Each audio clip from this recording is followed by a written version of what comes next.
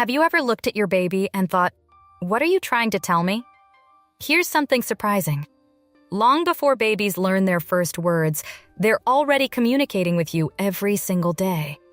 In fact, Russian child development experts have long believed that babies are constantly sending signals, tiny clues that reveal their needs, emotions, and even early personality traits.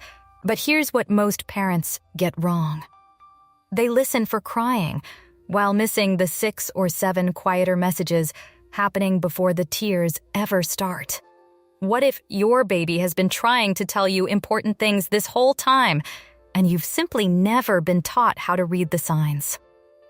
Today, we're going to explore 7 baby cues most parents miss, including a fascinating approach used by many Russian families that encourages parents to observe first and react second. Once you understand these signals, everyday parenting can feel a lot less confusing. And trust me, cue number 7 might completely change how you see your baby's behavior. Before we get into the 7 cues, it's important to understand a parenting philosophy that has influenced generations of Russian families. The concept is called nablюдение, which simply means careful observation.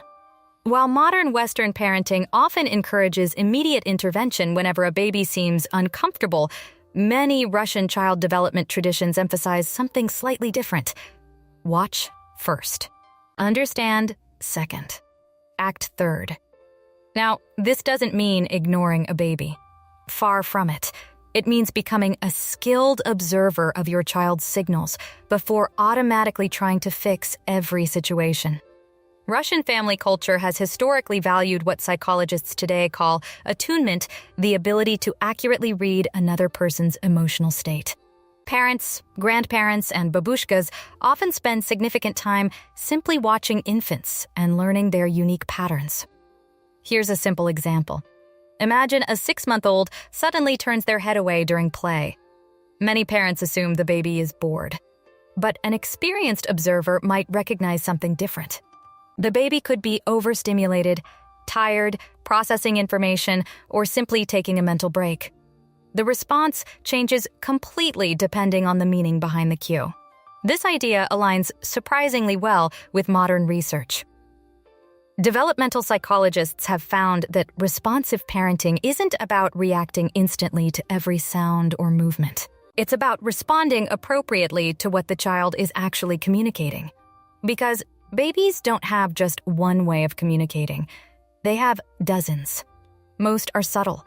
Most happen before crying begins. And most parents were never taught to recognize them. So let's look at the 7 cues that could help you understand your baby on a completely different level. The first cue is the look-away signal.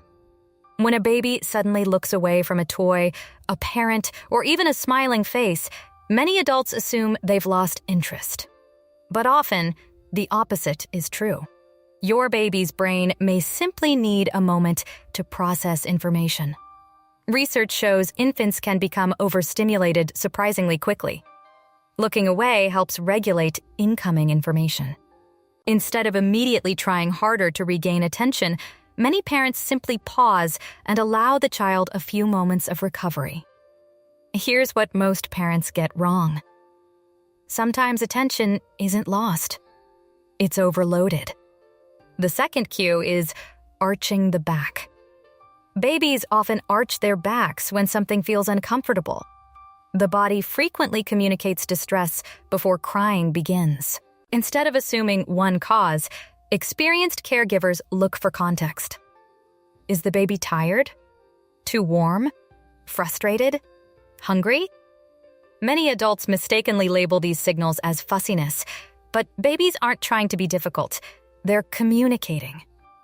Imagine being unable to speak while someone continues doing something you dislike. Your body would become your language. That's exactly what babies do. The third cue is hand-to-face behavior. Touching ears, rubbing eyes, grabbing cheeks, or covering part of the face often appears before obvious signs of fatigue. Many grandparents can identify sleepiness from these signals long before crying starts. What many parents miss is that they wait for overt exhaustion. By then, the baby may already be overtired. And here's a counterintuitive fact. Earlier sleep cues often create easier naps. Waiting longer frequently creates more resistance. The fourth cue is leg kicking. Babies communicate excitement through movement. Strong kicking, waving arms, and energetic body motions often signal engagement and happiness. Movement is one of a baby's earliest languages. Many parents focus mainly on facial expressions, but the entire body is communicating. A baby seeing a favorite caregiver may begin kicking rapidly before smiling. The body speaks first. The face follows. The fifth cue is a change in cry pattern. Experienced parents rarely listen only to whether a baby is crying. They listen to how the baby is crying. Different rhythms often indicate different needs. While every baby is unique, many caregivers eventually recognize distinct patterns for hunger, fatigue, discomfort, frustration, and the desire for connection. Over time, your baby develops a predictable communication style. The challenge is learning to hear it. The sixth cue is what some experts call the frozen face signal. This one surprises many parents. Sometimes, overstimulation doesn't create louder behavior. It creates silence. A baby who suddenly becomes very still, avoids eye contact, or stops responding may be telling you they need a break. Many adults assume the baby has become calm. But what may actually be happening is that the baby is overwhelmed. Quiet doesn't always mean comfortable, and understanding that distinction can completely change how you respond. The seventh and perhaps most important cue is eye contact. When babies repeatedly seek eye contact, they're often asking for connection. Not food, not toys, not entertainment. Connection. Russian child psychologist Lyudmila Petranovskaya has frequently emphasized the importance of secure emotional attachment and responsive relationships during early development. Eye contact helps build emotional security, language development, and trust. Many parents assume engagement requires constant activity, but sometimes your baby simply wants your presence. A smile, a glance, a shared moment. And here's the powerful realization. None of these 7 cues require expensive parenting courses. They don't require special equipment. They don't require perfection. They require something much simpler. The ability to slow down and notice. Because once you begin seeing these signals, your baby's world becomes dramatically easier to understand. So, how do you actually apply these ideas in real life? The good news is that you don't need to change your entire parenting style. Small adjustments can make a surprisingly big difference. Start by pausing before you respond. When your baby makes a sound, changes expression, or begins fussing, wait a few seconds before reacting. Not because you're ignoring them, because you're gathering information. Ask yourself what happened right before this, what your baby is looking at, what their body is doing, and whether they've shown this pattern before. Think of yourself as a baby detective. The goal isn't slower care, it's smarter care. Within a week or two, many parents begin noticing patterns they never saw before. The second step is creating a cue journal. For just a few days, write down sleep times, feeding times, crying patterns, mood changes, and body signals. You don't need anything fancy. A notebook or phone app works perfectly. Babies often communicate in patterns, and patterns become easier to see when they're written down. Many families discover predictable rhythms within just a few days. The third step is reducing stimulation before problems start. Sometimes the solution isn't more engagement. It's less.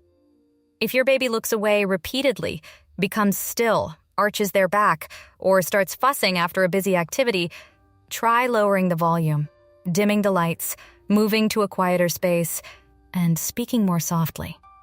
Many parents assume babies need non-stop stimulation to learn, but learning often happens during quiet moments too. And finally, follow the connection cue. At least once a day, spend 5 uninterrupted minutes simply responding to your baby's attempts to connect. No phone. No multitasking. No distractions. If they smile, smile back. If they make sounds, respond. If they look at you, meet their gaze. That's it.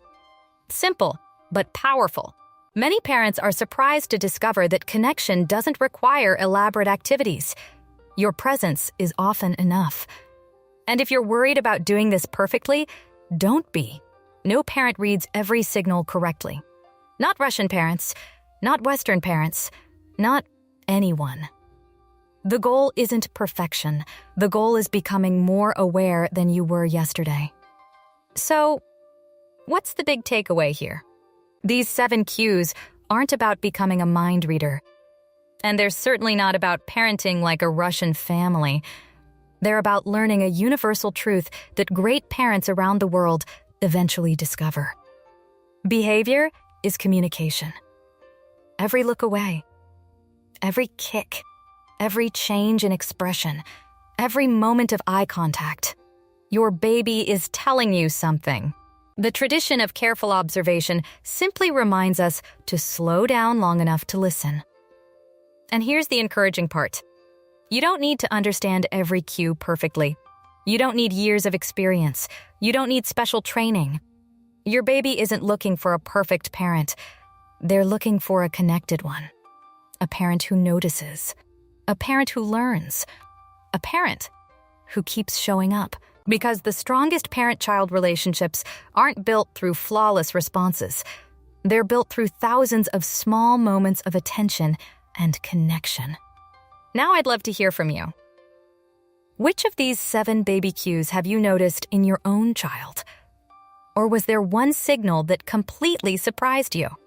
Share your experience in the comments below. And if you enjoy discovering parenting wisdom from different cultures, combined with modern science and practical advice, make sure to subscribe and turn on notifications. Every week, we'll explore parenting ideas that help families build stronger relationships, greater confidence, and happier childhoods. Because great parenting isn't about having all the answers.